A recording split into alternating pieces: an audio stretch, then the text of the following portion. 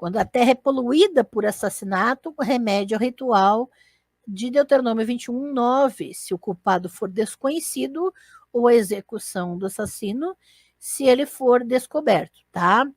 Então, se você não sabe quem assassinou, você vai ter um ritual. Se sabe, ele vai ser executado, tá?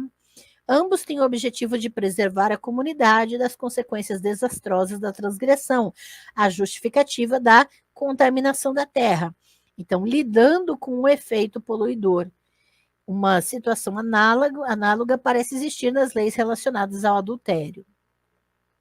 Então, quando os perpetradores são pegos em flagrante, no caso do adultério, eles devem ser executados segundo Levítico 20, 10. Se não forem pegos em flagrante, a lei do ciúme pode ser implementada. Então, veja que se não há flagrante, a mulher vai ser o alvo somente, né?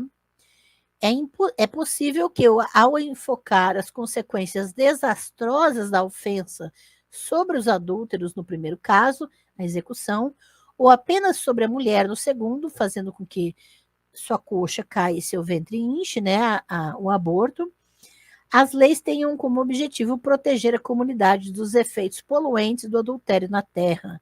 Vai sempre existir no discurso religioso essa tendência de dizer a terra vai ser contaminada se isso não for tratado, se isso não for remediado, se isso não for parado. A questão central, então, é o perigo comum representado pelo ato contaminante, não a honra ferida do marido traído. Lembrando, a grande questão aqui que vai envolver esse ato contaminante é a quebra da propriedade do homem. Então, veja que a ideia de contaminação, ela está relacionada à questão de exemplo, contágio, de replicar a outros. Então, se o homem ele perde o direito à propriedade da sua esposa, basicamente outro homem teve relação com ela, e isso passou do limite da propriedade dele. Então, se nada for feito, a ideia da contaminação também repercute no caso disso pode ser replicado com mais frequência em outras mulheres. O mesmo pensamento parece estar no pano de fundo da abordagem deuteronomista desse tópico. A razão pela qual tanto o homem quanto a mulher apanhados em adultério flagrante, né, devem ser punidos com a morte, é para que expurgueis o mal do vosso meio.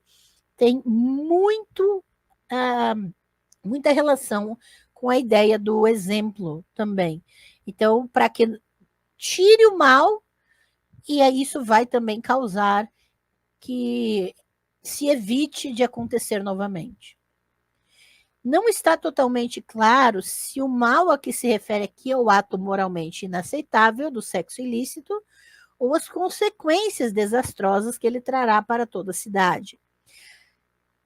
Sendo que o discurso religioso é de que as consequências são o exílio, algo que já aconteceu quando a elite está instituindo essa legislação, né? Além disso, o adultério não é tratado como uma afronta privada à honra do marido, mas como uma ofensa pública e que tem relação direta com a ideia da propriedade, que é importante para toda a comunidade. O marido nem sequer é mencionado em Deuteronômio 22, 22 e 24, e não lhe é dada a oportunidade de restaurar sua honra, afirmando seu poder contra seu oponente. Então, não é uma queda de braço ali. Tá? Tem muita relação com a questão do que ele perdeu e do que deve ser restaurado, devolvido para ele, não em termos de honra, mas em termos de propriedade, tá bem?